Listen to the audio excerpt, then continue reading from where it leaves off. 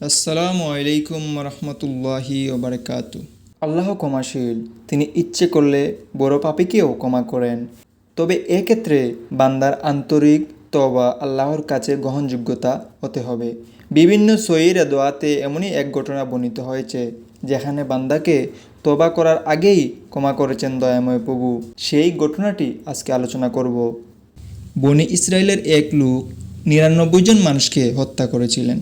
পরে অনুতপ্ত হয়ে তিনি তওবা করার চিন্তাভাবনা করলেন। পরামর্শ নিতে একজন আবিদের কাছে গেলেন। আবিদ হলেন যিনি সৎ ও সরল পথে আছেন, তবে আলেমের মতো শরীয়তের গভীর জ্ঞান নেই। লোকটি আবিদকে বললেন, আমি ৯৯ জন মানুষকে হত্যা করেছি, আল্লাহ কি আমাকে ক্ষমা করবেন? আবিদ বললেন, আল্লাহ তাআলা কিছুতেই তোমাকে ক্ষমা করবেন না। একথা শুনে লোকটি সেই আবিদকেই খুন করে ফেললেন।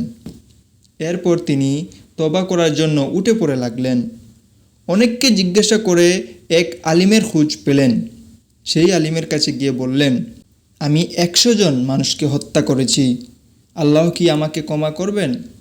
জবাবে আলিম বললেন, হ্যাঁ, আশা আছে, যদি তুমি তওবা করো। আল্লাহ তোমার জন্য তওবার দরজা খুলে রাখলেও কি তোমাকে তা থেকে প্রতিরোধ করবে।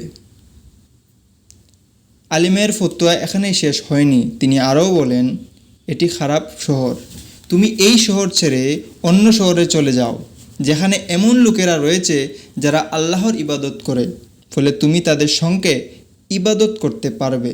আলিমের কথা মতো তিনি অন্য শহরের দিকে রওনা হলেন, কিন্তু লোকটি সেই শহরে পৌঁছানোর আগেই তার সামনে মৃত্যু উপস্থিত। যখন মৃত্যুর ফেরেশতারা হাজির হলেন, যখন একজন ভালো লোক মারা যান তখন রূহ কবজ করার সময় রহমতের ফেরেশতারা আসেন, আর যখন একজন খারাপ লোক মারা যায় তখন শাস্তির ফেরেশতারা আসেন। কিন্তু যেহেতু এক্ষেত্রে পরিস্থিতি পরিষ্কার ছিল না, তাই দুই দলের ফেরেশতারাই আসলেন। ফেরেশতাদের মধ্যে বিতর্ক শুরু হলো। শাস্তির ফেরেশতারা বলেন, এই লোক আমাদের, কারণ সে এখনও তওবা করেনি বা তার তওবা কবুল হয়নি। তার ইচ্ছা ছিল বটে, কিন্তু সেখানে অন্য শহরে পৌঁছাতে পারেনি। রহমতের ফেরেশতারা বলেন, না, সে তওবা করেছে এবং সেই শহরে যাওয়ার জন্য রওনা দিয়েছে। যখন দুই দলের ফেরেশতারা এভাবেই বাদ অনুবাদ করেছিলেন, তখন আল্লাহ তাআলা তাদের কাছে আরেক ফেরেশতাকে পাঠালেন। তিনি তাদের বললেন, উভয় শহরের দূরত্ব পরিমাপ করো। যদি তোমরা তাকে তার নিজের শহরের কাছে পাও তবে সে জাহান্নামী, আর যদি সে অন্য শহরে ভালো লোকের শহর নিকটবর্তী হয় তবে সে জান্নাতি। রাসূল সাল্লাল্লাহু আলাইহি সাল্লাম বলেন, প্রকৃতপক্ষে সে নিজের শহরের নিকটবর্তীই ছিল, কিন্তু আল্লাহ সুবহানাহু ওয়া তাআলা জমিনকে নির্দেশ দেন তার এবং তার নিজের শহরের মধ্যকার দূরত্ব বিস্তৃত করার জন্য। এইভাবেই তার অন্য শহর ভালো লোকদের শহর মধ্যকার দূরত্ব সংকুচিত করা।